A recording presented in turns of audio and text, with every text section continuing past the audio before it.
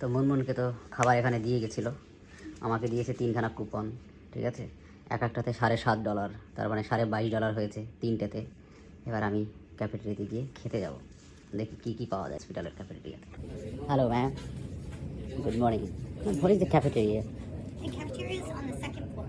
Out this way to the elevators, okay and then down to 2, okay and then all the way down to the other end of the hall. Okay, thank you ma'am. You're welcome. এটা হলো তার মানে cafeteria. Nice.